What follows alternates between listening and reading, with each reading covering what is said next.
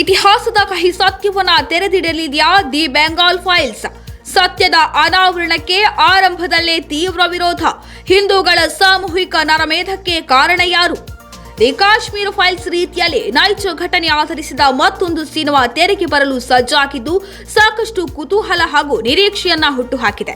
The Kashmir files ಸಿನಿಮಾದ ನಿರ್ದೇಶಕರಾದ ವಿವೇಕ್ ಅಗ್ನಿಹೋತ್ರಿ ಅವರು ಇತಿಹಾಸದಲ್ಲಿ ಭಾರತದ ಅಪ್ರಕಟಿತ ಕಥೆಗಳ ಕಹಿ ಸತ್ಯವನ್ನ ಬೆಳಕಿಗೆ ತರುವ ಪ್ರಯತ್ನವಾಗಿ ಐತಿಹಾಸಿಕ ಕಥಾಹಂದರ ಸಿನಿಮಾಗಳನ್ನು ನಿರ್ದೇಶನ ಮಾಡುತ್ತಿದ್ದು, ಇದೀಗ 1946 ಆಗಸ್ಟ್ 16ರಂದು ನಡೆದ ಡೈರೆಕ್ಟ್ ಆಕ್ಷನ್ ಡೇನ ಘಟನೆಗಳು ಮತ್ತು ಅದರಿಂದ ಉಂಟಾದ ಗ್ರೇಟ್ ಕಲ್ಕತ್ತಾ ಕಿಲ್ಲಿಂಗ್ಸ್ ಹಾಗೂ ನೋಖಾಲಿ ಗಲಭೆಗಳ ಸಂಪೂರ್ಣ ಚಿತ್ರಣವನ್ನ ದಿ ಬೆಂಗಾಲ್ ಫೈಲ್ಸ್ ಮೂಲಕ ಕಟ್ಟಿಕೊಟ್ಟಿದ್ದಾರೆ.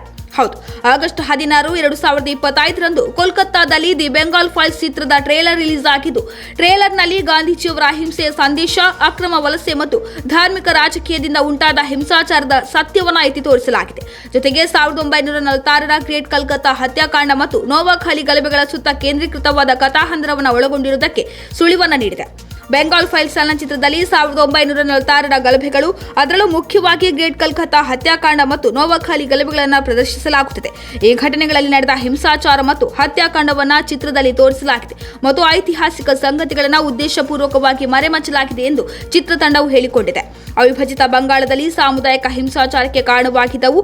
ವಿಶೇಷವಾಗಿ ಬಂಗಾಳಿ ಹಿಂದೂಗಳ ವಿರುದ್ಧ ನಡೆದ ದೌರ್ಜನ್ಯವನ್ನು, ಕೋಮುವಾದಿ ಹಿಂಸಾಚಾರವನ್ನು ಚಿತ್ರಿಸುತ್ತದೆ ಎಂದು ವರದಿಗಳಾಗಿವೆ.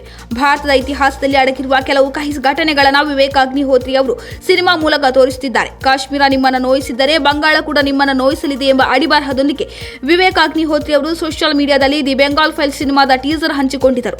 ಸೆಪ್ಟೆಂಬರ್ 5ರಂದು ಸಿನಿಮಾ ಬಿಡುಗಡೆಯಾಗಲಿದೆ.